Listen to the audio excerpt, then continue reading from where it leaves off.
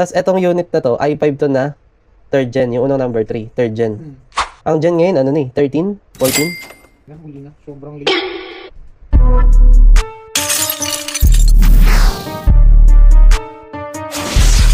Dito. Yan. Dumidiretso siya sa 360 na browser. Pangin chuging eh. Tapos hindi makapag-download. Hindi. Tapos may parang TBS ba yan? Ano yun? Ha? TBS. TVT? Ano? TBS mo? Sige, alamin natin kung anong Ayun, problema. Ayan. So, na-check natin. Bakit gumaganon? Ang daming antivirus. Oh, no! 360, Avast, ABG. Tapos yung ano pa, yung Windows Defender pa. Ayan, pwede mag-cause yan ng pagbagal sa computer. And then, pwedeng yan, ibablock niya mismo yung mga app na kailangan. Yun ang problema. So, tanggalin natin lahat ng apps na hindi kailangan. Tapos, i-observe natin kung anong epekto. Okay na. So, kailangan gawin, i-enable yung virtual technology sa BIOS. Pero kahit anong F2 delete, ayaw gumana eh. Na-try mo sir na function, tapos F2, F3. I-hold mo yung function. Hindi ko pa sinubukan. Subukan natin. Yung F12 escape tsaka F... Pag pupunta ka ng BIOS, F2 delete, di ba? Pero meron tong function key. Ibig sabihin ng function key, yan yung F1, F2, F3. Para gumana yan, kailangan mo i-hold tong function key.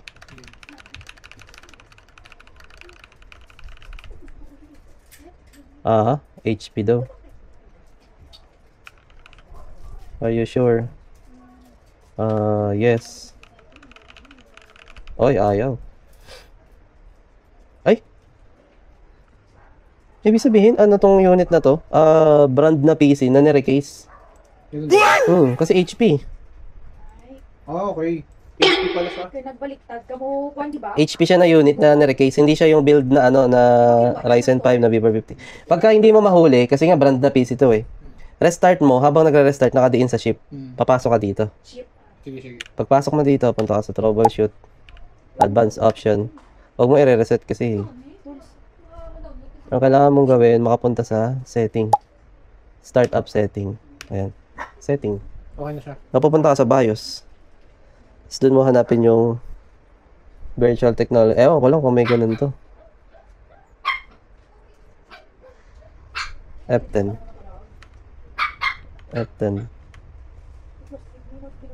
Press enter to return. Ito yung BIOS. Ang problema, kung meron tong virtual technology. Tapos, etong unit na to, i5 to na 3rd gen, yung unang number 3, 3rd gen. Ang gen ngayon, ano ni? 13? 14? What? Huli na. Sobrang late. Pero okay lang yan. Basta naka-SSD, bubuhatin niya yan. Device. Storage. Virtual technology. Ayun, ito. Ayun, enable. Siya pa daw. Oy. F10. Yun. Tapos,